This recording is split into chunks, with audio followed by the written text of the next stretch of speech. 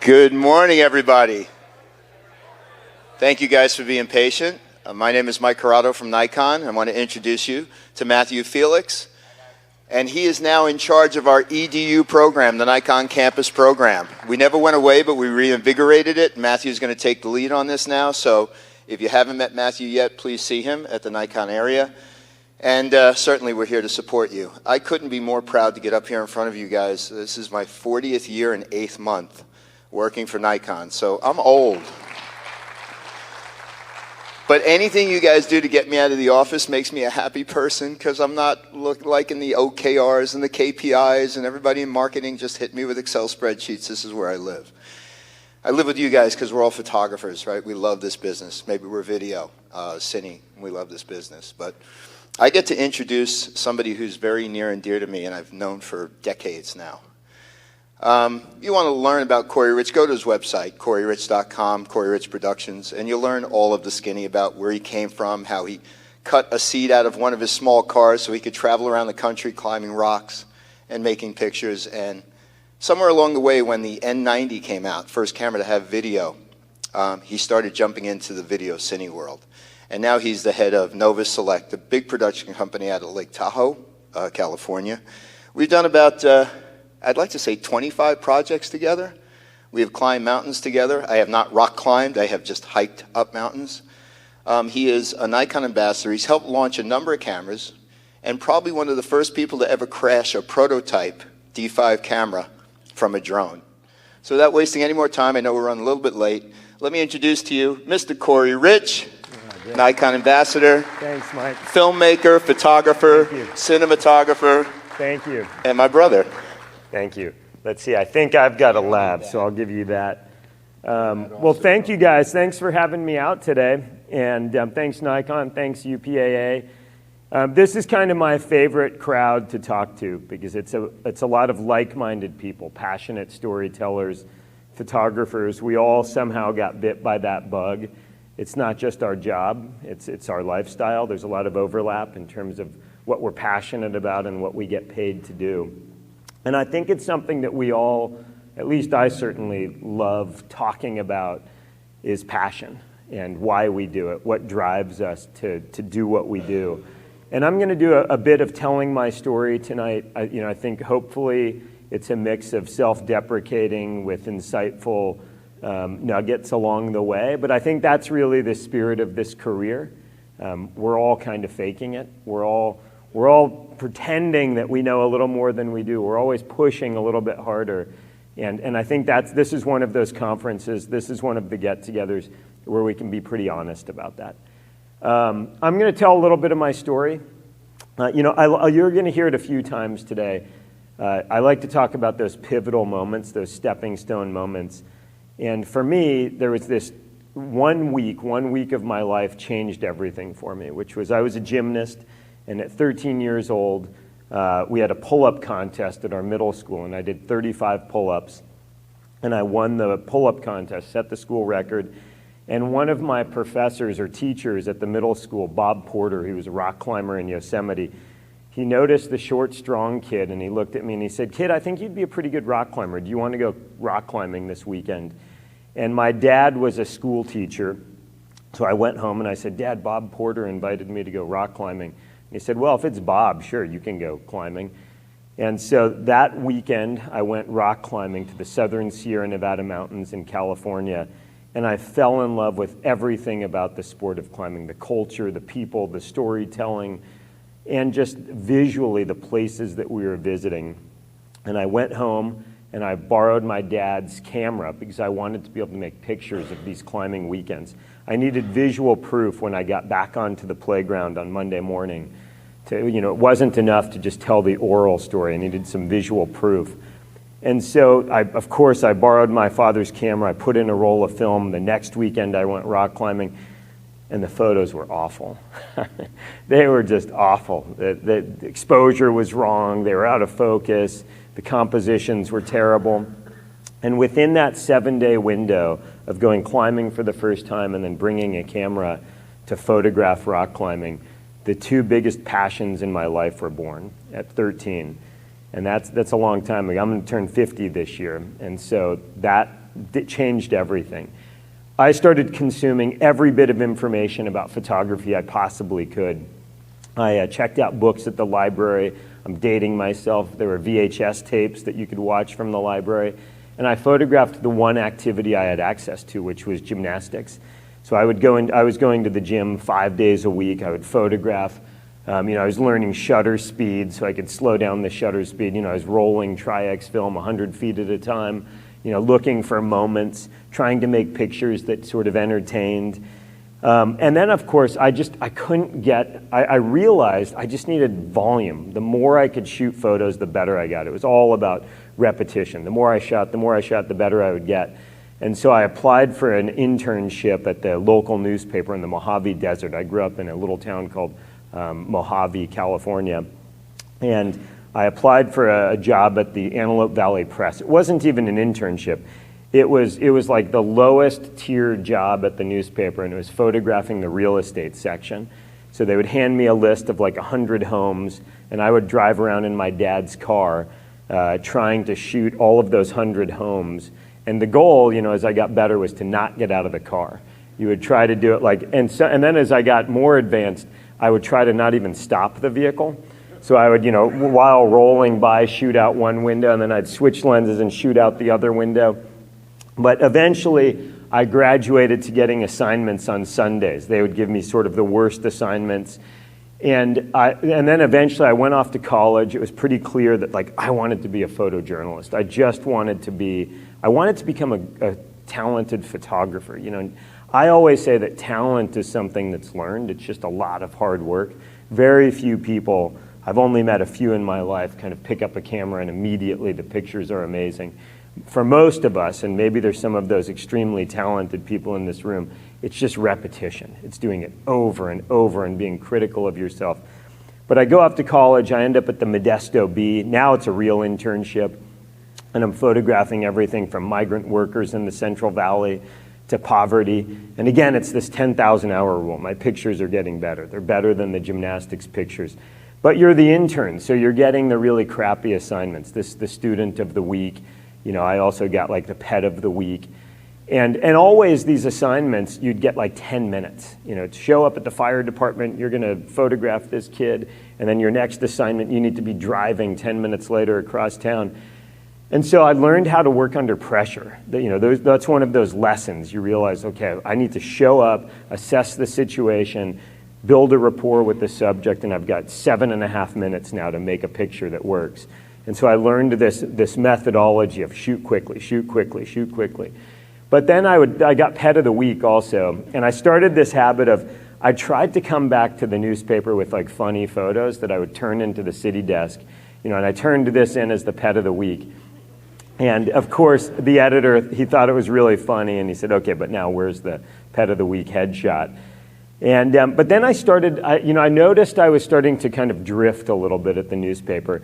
I started this personal project, which was any assignment that I went out to shoot, I would try to find, it had to be a found moment. It couldn't be set up, but of someone picking their nose.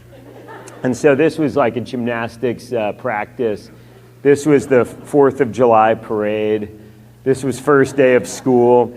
And and of course, what I also realized is I had picked up a camera years earlier to photograph rock climbing, and I hadn't lost that passion. I was still climbing in all of my free time. But to hone my craft of photography, I'd gone down this track of working in the newspaper photojournalism world. This was kind of a breakthrough moment, by the way. I'm no longer telephoto. I'm wider. It's a little more intimate. There's some layers to the photograph. But what I realized is I was more excited about shooting these photos than my assignments. And I finally sat down with my boss at the newspaper, Al Golub, and I said, Al, I started photography to photograph rock climbing. Can you help guide me? How do I actually now apply what I've learned at the newspaper to photographing rock climbing? And he extended my internship by 6 months. I worked pretty hard at the paper. And he devised a plan where, Corey, you're going to save $3,000 and you're going to buy 100 rolls of film, and then you're going to take a semester off from college. And I did exactly that, and I went home and I explained to my mom and dad that I'm taking a semester off, And I remember my dad being an educator over Thanksgiving break. He wrote a little contract on a piece of paper that evening, and it said, I remember it said, you will go back to college after this trip. And I signed it. And I remember thinking, all it says is go back to college. It doesn't say anything about finishing college. But I did. I had a Honda Civic, and I took out all the seats except the driver's seat.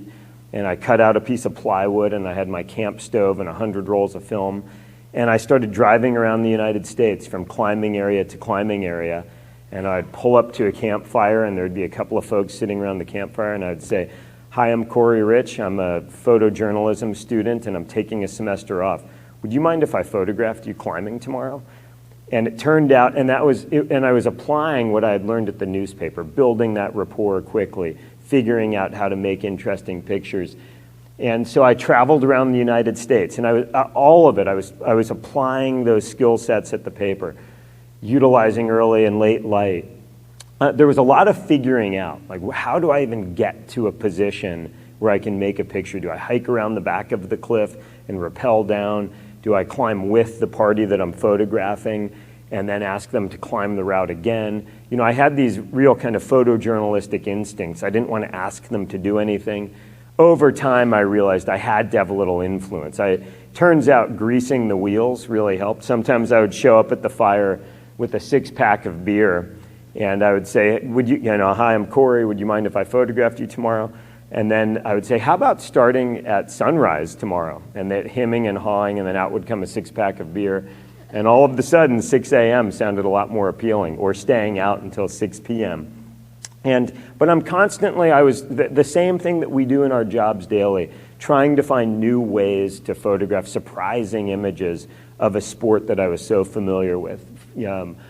One of the things that I realized pretty early on is, and I don't know if there's any rock climbers in the room, but in the climbing world, unlike the basketball world or football world, the most elite athletes share the same field as the kind of novice athletes. And so you go to a climbing area, and there to your right is a steeper cliff that's more overhung, and there's one of the greatest athletes on the planet standing next to you. And so very quickly, I started to meet some of these elite athletes, kind of the best in the world.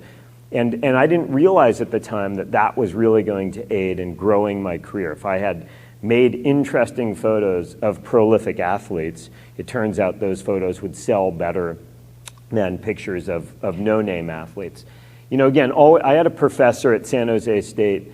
His name was Jim McNay, and his favorite line was, your job as a storyteller is to think outside the box, right? It's you shoot the safe photo, and then you start pushing the limits. You push harder, and you push harder, and you push harder, and you try to do it in a new way.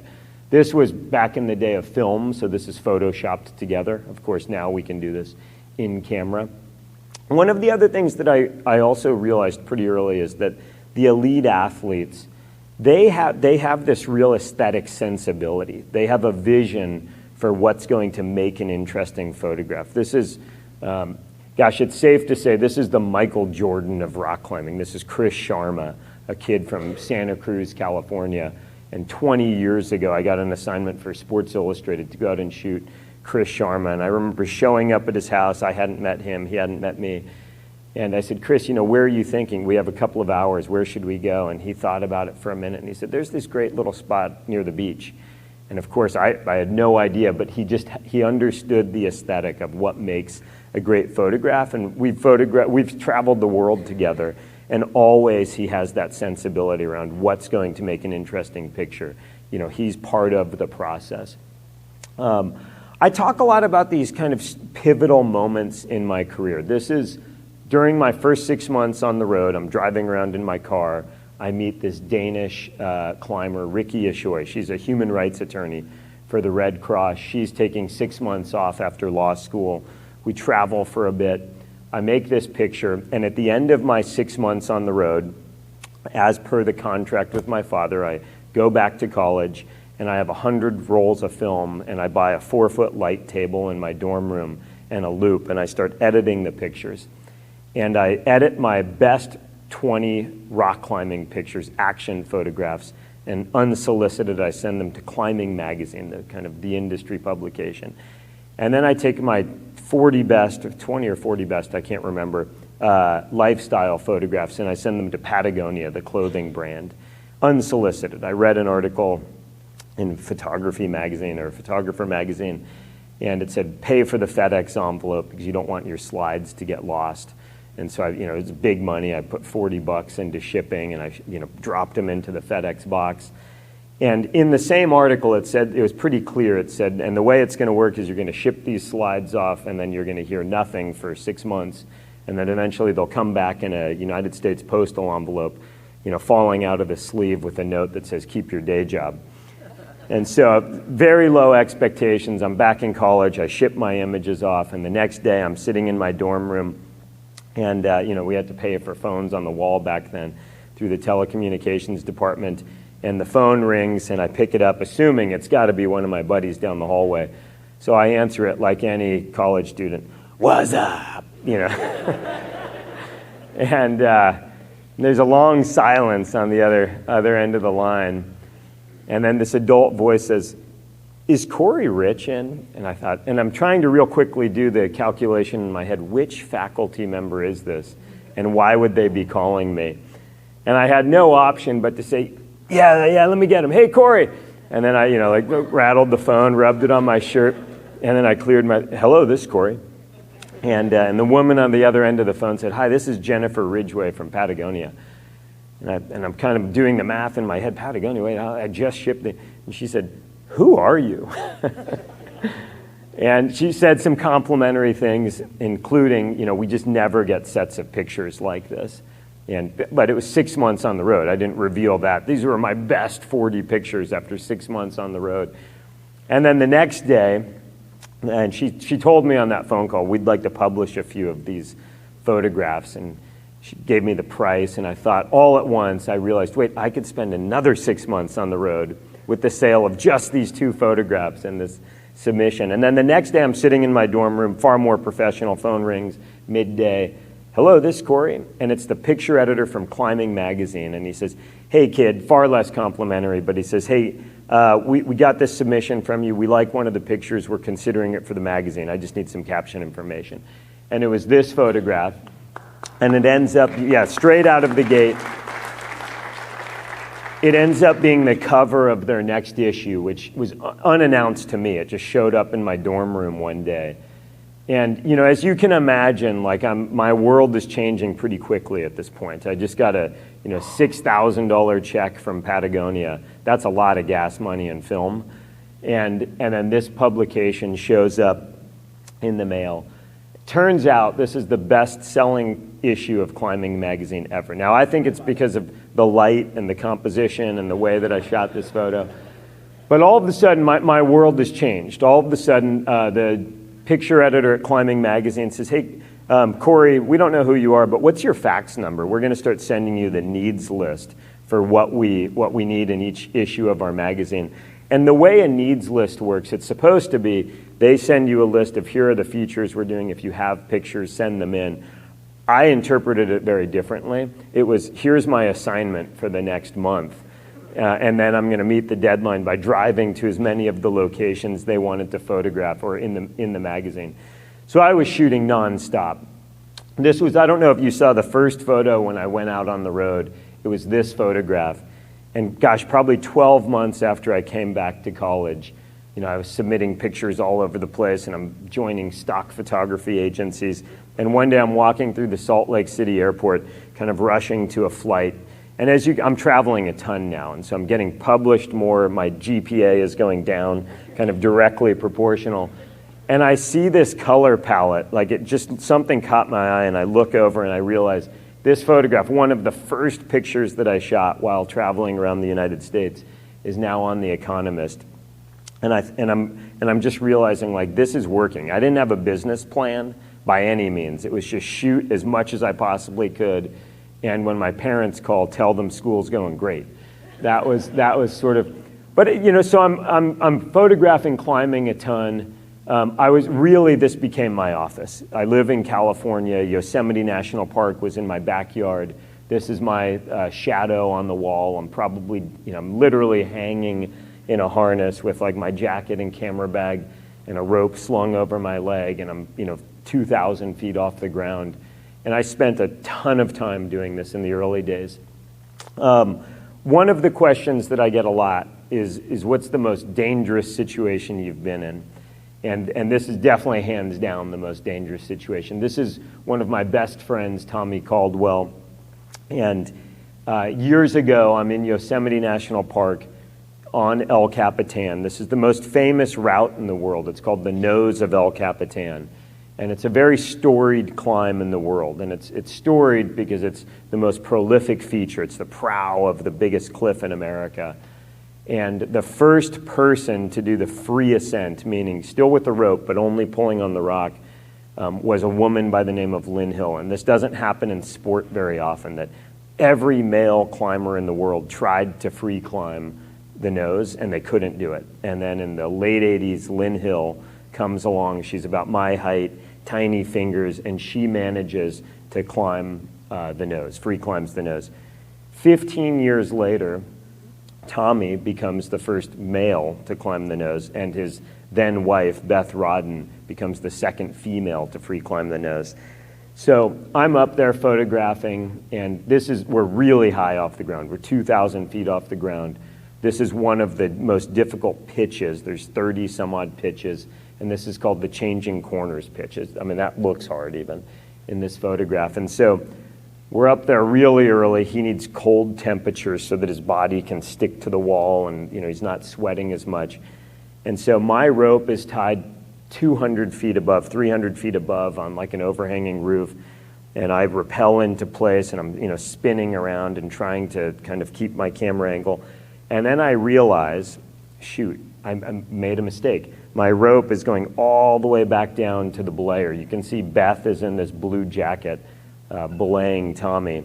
And that just doesn't look good in a photograph, to see your rope going back into the frame. You want the viewer to believe you're in an impossible location. So I yell down to Beth, "Hey Beth, can you untie my rope?" She's a little frustrated because her husband is meanwhile trying to do one of the hardest 100-foot sections of rock climbing on the planet. But she reaches in real quick, unties my rope, it swings into space. And Tommy, he's trying hard, I'm shooting, I'm moving up the rope, shooting, and then he comes flying out of the corner. Beth catches him, and he's super frustrated, and he kind of kicks the rock, and he said, "Damn, I'm so frustrated." And I just, to make it less stressful, I said, "Do you want me to come down there and show you how to climb it?" And he laughs and he says, "Yeah, do you want me to shoot some in-focus pictures?" And so he immediately starts getting lowered on the rope. She's lowering Tommy, and I set up a rappel device, and I start rappelling down. And Tommy's no further away than this kind of box on the stage. I'm hanging in space, he's kind of hanging in space, and we're lowering at the same rate. And he's looking at me, and he says, "Stop!" And I immediately stop. But I don't know why he said stop. And when Beth untied the rope, no fault of hers, she let it go. She's focused on the belayer, and I almost rappelled. There was 1 foot of rope below me with no knot, and 2,000 feet of air, 1,500 feet of air below me. And after I shoved my heart back into my mouth and into my chest, I of course tied the knot, and it was just a lesson. And when you get too comfortable, that's when it's the most dangerous, whether that's standing on a city street and stepping out to make a photo as a bus comes at you. It's, you just always have to be cautious. This is, another stepping stone moment. So I'm still in college, just barely, and Patagonia is now calling every other week. I don't know if they've quite figured out that I'm a kid in college at this point, but every time they would call, they would say "Corey," it turned into assignments. They were starting to do these assignments on spec, or really it was spec work. They would send me on a trip. They would pay for all my film, they would pay for the trip, and then they would buy photographs. And the phone calls always started like this. I'm sitting in, now I've moved out of the dormitory, I'm in an apartment. I have loads of outdoor gear and camera gear on shelves, and I don't look like a college student. It looks more like an outdoor outfitter and camera shop in my apartment. And the phone calls would start with, "Corey, are you available in 2 weeks for a surf trip to Mexico?" And I'm staring at an exam schedule, and I would say, "Absolutely, I'm free." And so this was this was a Patagonia trip to mainland Mexico with this one of the guys that lived down the hallway from me at San Jose State. He was a former big wave surfer, and he went back to medical school. And so we went to Pascuales, Mexico, and he went into anaphylactic shock from getting stung by a bunch of jellyfish. And the only woman in this fishing village who could administer an injection happened to be the waitress at the cantina, where we were eating breakfast, lunch, and dinner.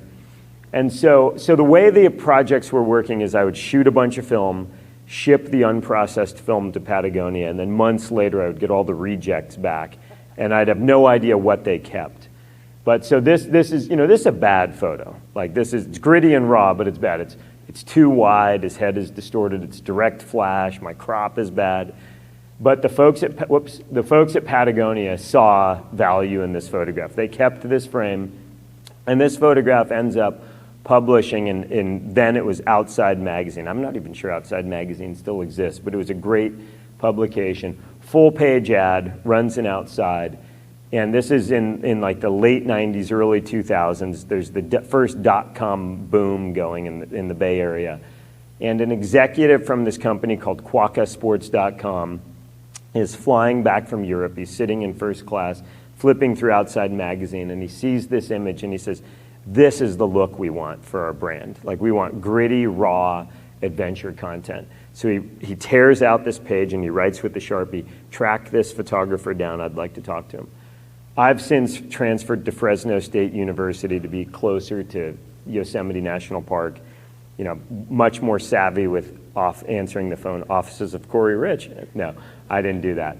But they call and they ask if I would come to a meeting in San Francisco. I fly to San Francisco the next day, or drive to San Francisco, and I call a sports photographer named Brad Mangian, big Sports Illustrated guy. I call him for some advice. I said, Brad, I think I'm going to get offered an assignment, and I've never shot an assignment. What's my day rate? Like, how does this work? And I could hear in the background, Brad was, I just bought a cell phone. It was like a brick of a cell phone, and I'd upgraded from my Honda Civic to a Ford Econoline van, and I'm driving with my brick of a cell phone talking. It's like $2 a minute, and I can hear Brad on the other line. He must be playing poker at a bar with his buddies, and he didn't want to talk to me. So he said, you're $1,000, and he hung up. That was it. That was my advice. Like, that's what my assignments were worth. So I go to San Francisco, and I sit in this big conference room with glass, glass on three sides, looking at the San Francisco Bay Area, and they describe this incredible project in the Sahara Desert. And then finally they say, is that something you're interested in? And the vice president, the guy that pulled the magazine page out while flying home from Europe, he says, and what do you cost? And so I'm in my best internship clothes. I have a clip-on tie and like my nice slacks on. And I look him in the eyes and I said, I'm $1,000. And in my head, I'm thinking, I would pay you guys $1,000 to go to the Sahara Desert right now. And he hems and haws, and he says, that's pretty steep. That's pretty, how about $800? And then of course, I tell myself, just be cool, count to 3 before you say, that sounds good. And so I'm counting to 3 in my head, and then he says, all right, how about $900? But you do realize this is 30 days. And then it hits me all at once that he means per day, and I meant for the entire assignment. And so I fly to, this is like generation 1 digital cameras, and this is the only photo I have that's remaining. It was a foot race across the Sahara Desert, and the vision of Quacka Sports was to publish digital content live to the internet. Sounds a lot like Facebook or Instagram today, but they were just way ahead of their time. Well, it turned out that guy, the vice president at Quacka Sports, and I think this is a theme in our worlds. It's why we come to these events. They're both inspiration but networking. It's you never know who you're going to bump into or who knows who. And this vice president was friends with a guy named Mark Burnett, who was he had this television show at the time called the Eco Challenge Adventure Race. He later had Survivor, and obviously a pretty controversial figure today. But Mark Burnett, he's hanging out with Brian Turkelson, the VP from Quacka, and Brian says, I've got this kid in college that loves sleeping in the dirt, never complains, shoots decent pictures, and he's pretty cheap. You should hire him for your adventure races. So You know, and it's kind of the perfect mix for me. I'm outside, I'm getting to I'm getting to scratch that itch for adventure, but I'm a photojournalist. I'm documenting adventure racing around the world. These are teams of 3 or 4 people. They have to, you know, multi-sport adventure races that last sometimes a week. And I'm doing the same thing that I did at the newspaper, right? I'm shooting details, I'm shooting wide images, I'm trying to surprise the audience. I'm trying to be there early, stay out late, look for interesting light, build rapport with the folks that I'm photographing. And, you know, I always say the other rule is just don't complain. Like, no matter how uncomfortable it is, my philosophy always is just keep on going, like just keep on pushing forward. But then I started drifting. I found myself back in this pattern, which was, you know, it didn't feel like true adventure. True adventure, a mentor of mine, Tom Frost, he had this great line, which is true adventure is where the outcome is uncertain. And in adventure racing, you know, there was a start line and a finish line and medical support. And so I found myself, I'm on these adventure races and I start reverting back to this old project, you know, kind of looking for nose-picking images when I should have been focused on photographing the race. You know, this may be, it's a little it's taken me like 30 years to admit this, but this might be my most proud photograph of my entire career.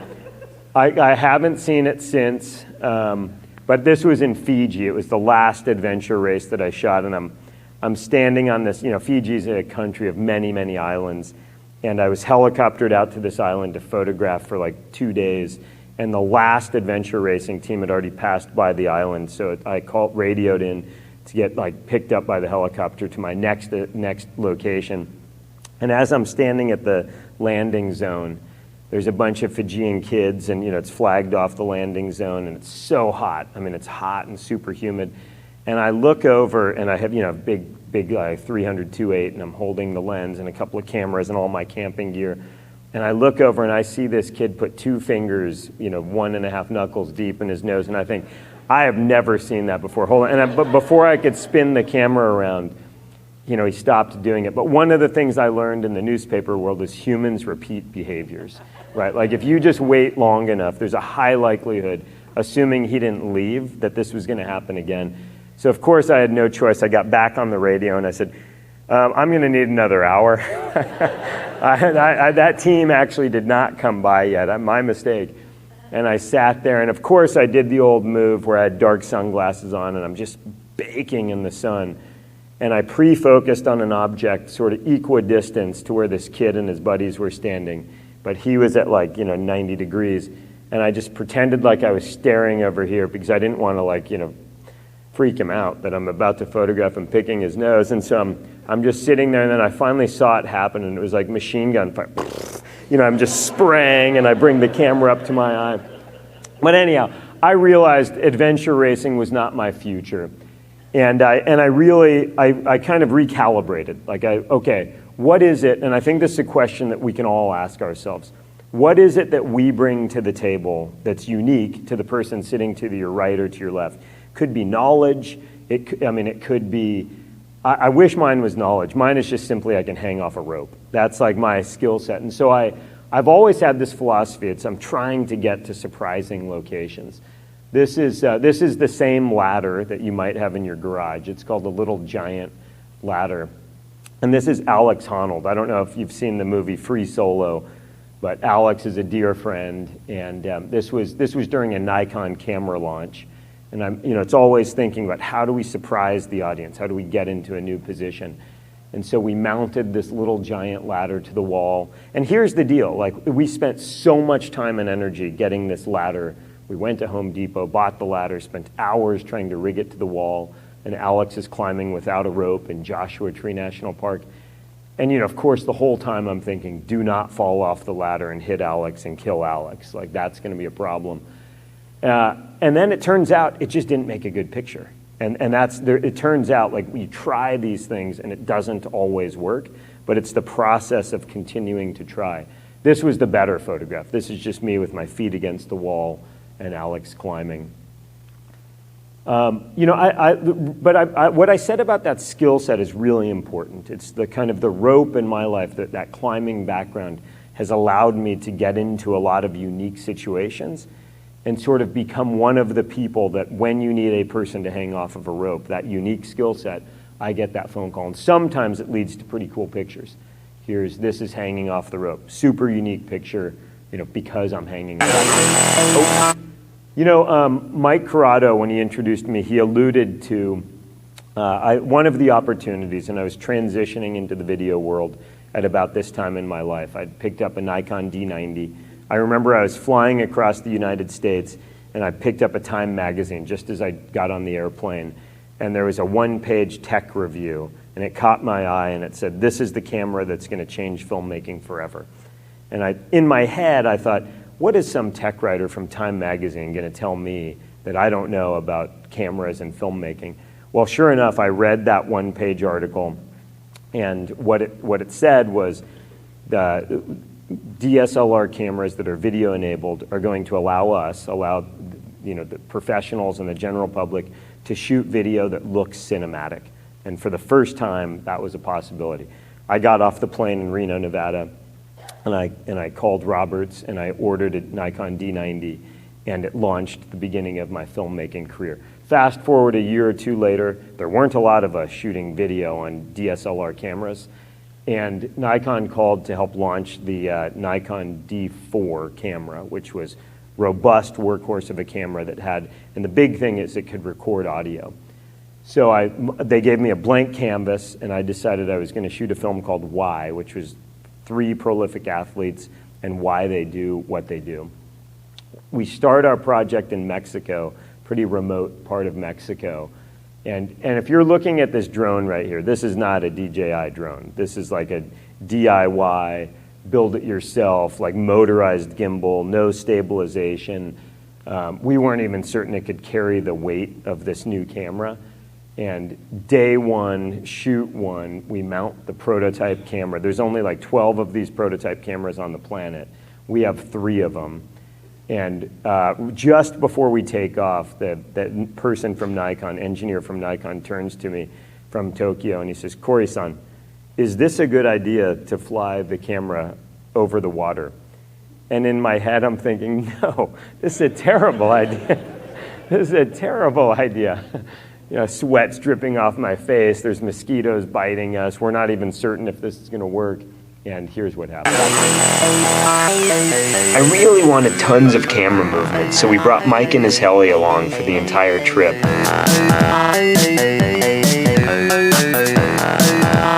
We tried to be methodical and safe about each shot, but on day 2, we pushed it a little too far. We got a ditch in the woods. Heli down. Good save, Mike. Way to keep it out of the water. The camera made it. The chopper's mostly intact, and it'll live to fly another day. Yeah. So all I could do is I turned to the engineer from Nikon, and I looked him in the eyes, and I said, "It didn't go in the water." And thankfully, 15 years later, Nikon occasionally still calls me to do projects. One of the things that I kind of realized is that I'm the most creative when I'm a real participant in the activity. When my heart's beating at 160 beats per second and there's a little sweat in my eyes, and I'm really making these conscious decisions of when am I going to pull out the camera and when am I just trying to keep up with the athletes. That's when I'm kind of thriving, and there's motivation to be training. This is Cerro Torre in Patagonia, Argentina, and this is David Lama in the foreground and Peter Ortner. One of the things, this is valuable in an audience like this. I don't know, if you look closely, you can see that my tripod is actually on the athlete's backpack there. Like on the left side, it's strapped on. And that's sort of a little known reality that never gets discussed in the adventure sports world. To make this work, there has to be a dialogue between yourself and the athletes. I can't possibly keep up with the athletes and on top of that, carry 15 pounds of camera gear. It just doesn't work. And so there's always this dance. David has one of my lenses. Peter has my tripod. I have a camera on. And it's really hard to keep up with these athletes. And I'm making these decisions, every minute, which is, am I just keeping up or am I you only have so much fuel in the tank. And to run ahead, pull out your camera, adjust the exposure, find the shoot, then run ahead. You just can't do that for 24 hours nonstop. But obviously this is a moment where I decided this is worth it. This is a fleeting moment. It's only going to happen once, this amazing light. I kind of love the diversity of adventure sports. Climbing is my roots, but I've learned that what I really love is being in spectacular wild places, being around athletes. One of the great things about these athletes is they're super inspiring. It's no mistake that they've become elite athletes. They're highly intelligent, they're physical specimens, and they also have that passion for being in these wild places. I also have this philosophy, which is I always say yes. When the phone rings and someone says, Corey, we have a scuba diving assignment for you. Is that something you're qualified to do? My answer is, yeah, I'd love to do it. And in the back of my head, even if I'm not qualified, I'll put in double, triple, 4 times the amount of work to just have that experience. This was a water-filled cave diving expedition in the Yucatan Peninsula. And I think, for me at least, it keeps me on my toes. It's that idea that you're always pushing, always growing. How many folks in the room have slept above 20,000 feet? And not in an airplane, that doesn't count. Well, it's not comfortable. It turns out you don't sleep very well. You wake up with a pounding headache. You're oftentimes in the middle of the night, wake up gasping for air. This is in the Karakoram Mountains in Pakistan. And we're camped high on a ridge line at about 20,000 feet. And this is David Lama and Peter Ortner in the sleeping bags.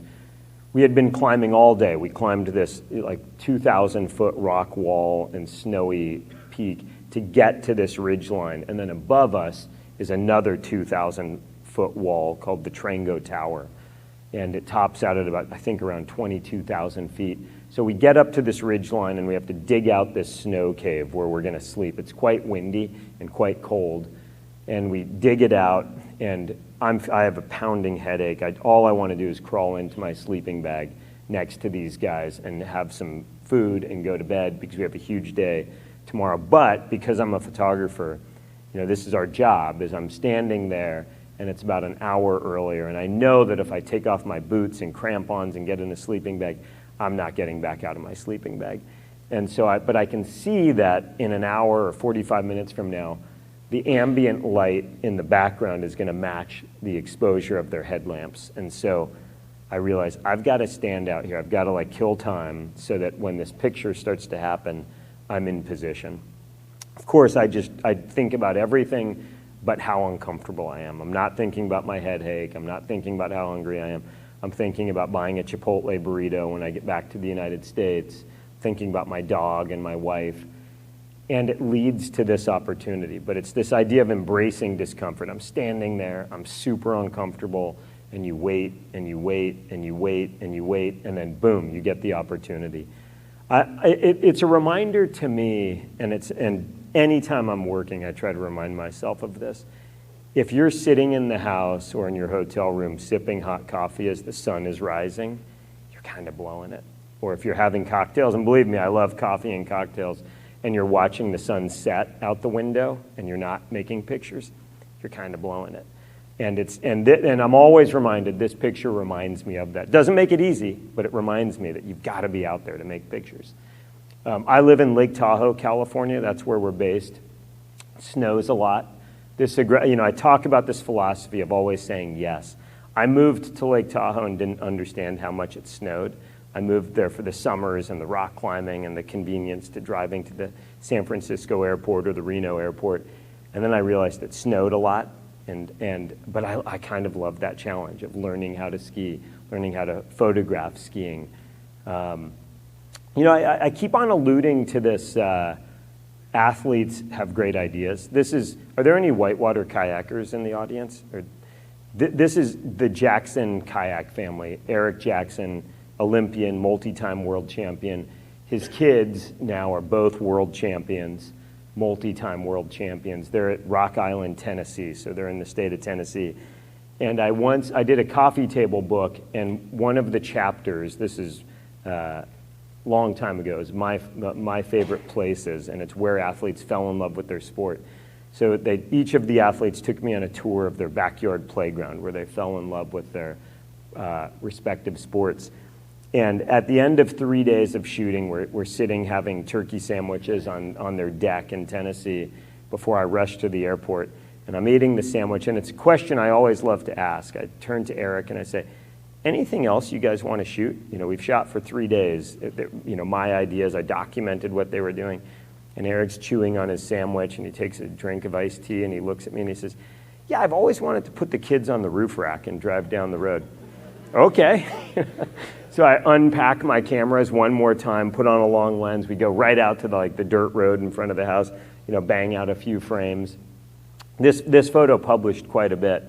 And then I got a letter from the legal department at Mini saying we do not advise this type of use of the vehicle or the roof rack. One of the most widely published photos I've shot, unfortunately it's not because it's a great photograph, but this is in Irian Jaya, Indonesia. And the reason it's published so much is that this is the glacier's gone. And so it was used in textbooks around the world. For the New York Times, again, I'm the guy that can hang off the rope. So in Salina, Kansas, a dance troupe. Let's see, I'm running low on time. Let me say two things. I have a breakout session that's going to be exclusively focused on video. But I think, let me try to just fast forward here to a couple of video frames, or videos. I keep on saying it, and I think it's just really important. Sometimes being willing to say yes opens the door to unique opportunities. This is, we hear a lot about virtual reality and augmented reality today. A couple of years ago, we did the first vertical street view of El Capitan. And a lot of it comes back to these same places and skill sets.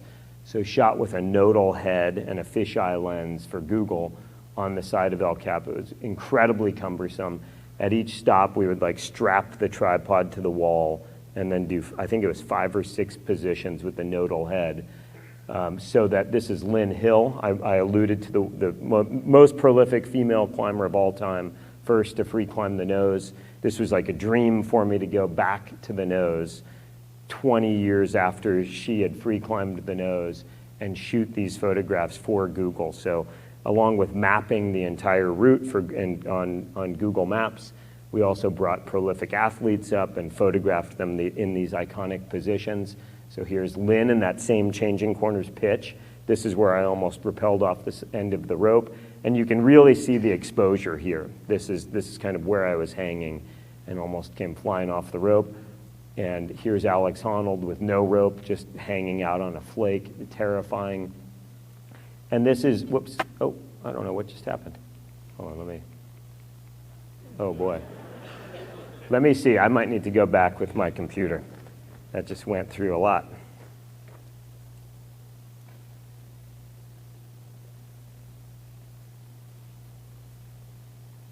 Okay. So this is what these virtual reality domes look like. So when you're in Google Maps and you navigate around, because you have an entire sphere of a still photograph, just like being in Street View on Google Maps on a street, this allows you to get a feel for what would it feel like to be up on the side of El Capitan.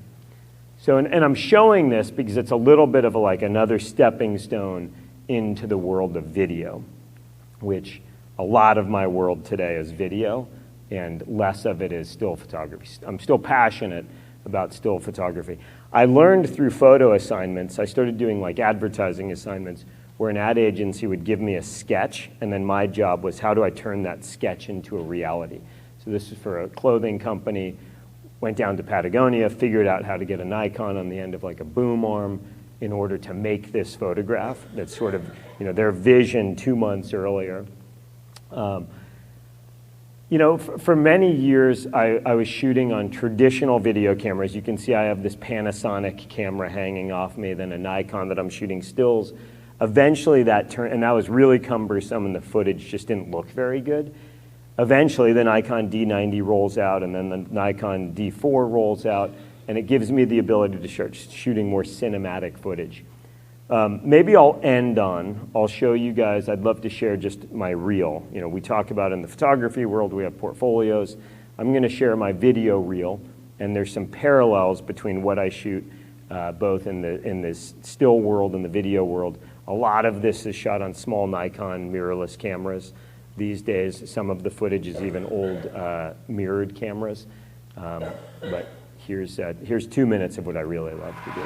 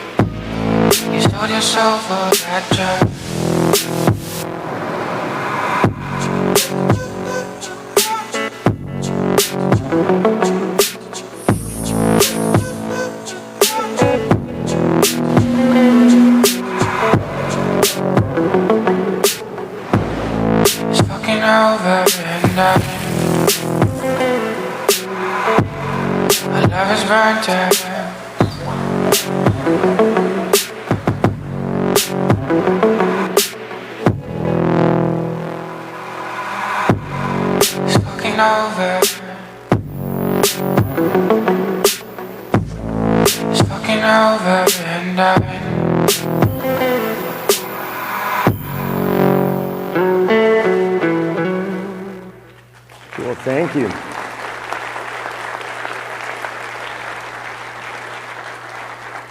So I think, thank you guys. What I'd love to do is just take some questions. I know we have a few minutes, and you know, for me, it's this whole thing is about having fun, right? Like that's our career. If we can't have fun taking pictures, we're in the wrong career because we're never going to get rich doing what we're doing, and so that's my philosophy. I'm doing a breakout later. I'm going to focus on video, kind of start to finish commercial video. Turns out when I'm not shooting adventure sports, I oddly spend a ton of time on university campuses. I always say I would be a teacher if I wasn't a photographer, so join if you want to see from creative inception to pre-production, through production, and post-production. I'm going to break down a project at a university in Mexico, at Anahuac University. And yeah, happy to take any questions. Thank you guys for listening.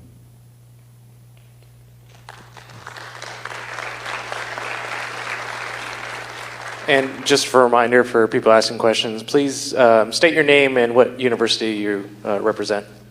Hi, I'm in the back, way over here. My name is Jedediah Kim. I'm from the University of Illinois.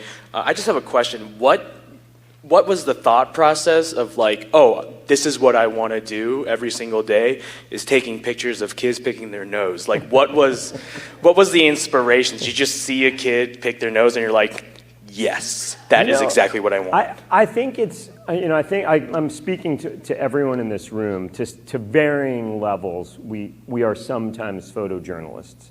You get put in an environment, your president, the chancellor, they're doing something. You can't control the situation, but you've got to make interesting, compelling moments of them presenting to the university or to the faculty. And it turns out you shoot, that's the thing about as professional photographers. We shoot millions, tens of thousands of bad photos, but we only show the best photos. And I think that was really where it was born out of is, I'm at an event. Of course, I'm shooting like what I'm there to shoot, but finding those special moments that make people laugh. That's what it really comes down to, is making pictures that move people in some way. That's hard. We spend our entire careers shooting lots and lots of photographs to occasionally make, I like to say that, in my career I've shot a handful of really great photos. I get hired to shoot good photos all the time. I better show up and shoot a good photo. And then there's a lot of just okay pictures, but the great ones, and what differentiates a great photograph from a good photograph is it moves people, whether it makes them laugh, makes them cry, makes them feel something, inspires them. And I think those photographs, even back in college at the newspaper, made people laugh. And I think there's something really rewarding and fulfilling to seeing a photograph that you shot and seeing a reaction from folks, whatever that reaction is. And so, it's hilarious that that's what it took, was a nose-picking photo.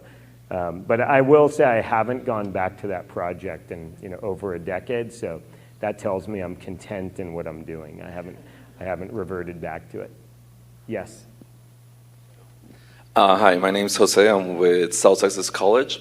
For you, I guess, for a lot of the work you've done, how important was just to be patient and wait for that right moment? Yeah, hugely patient. And I only kind of alluded to that once today, and it was that photograph of the guys camped in the snow cave, where you're kind of patiently, and I should have used the word patience, but so much of what I do in the outdoor adventure sports world, it's waiting for light, right? It's sort of you're waiting for this opportunity for everything to align, which is you want the right light, you want the person in the right place, you want you need to be in the right place, and you're waiting for weather, and sometimes that means waiting days or weeks. I once did a shoot for Sports Illustrated. This is years ago. I flew down to San Diego to Torrey Pines, and it was to photograph paragliding. There's the famous Torrey Pines golf course near Del Mar, I think is the town. And I sat there for 10 days, and we never got the wind, and then had to fly home with nothing to show for it, because we could never get the paragliders into the air. And it's so hard, because really, I just want to make pictures. That's why I love the act of looking through that viewfinder and depressing that shutter, and occasionally, 1 in 5,000 frames, feeling some magic. But if you don't have a subject, or the wind never cooperates, you don't get to feel that magic. And yeah, patience is a huge part of it. It's being patient. It's not forcing your subject to do anything. It's just being present and waiting and being content in your own mind as you're waiting. Yeah, thank you for bringing that up. Sure. Hi, I'm Meredith. I'm from the University at Buffalo.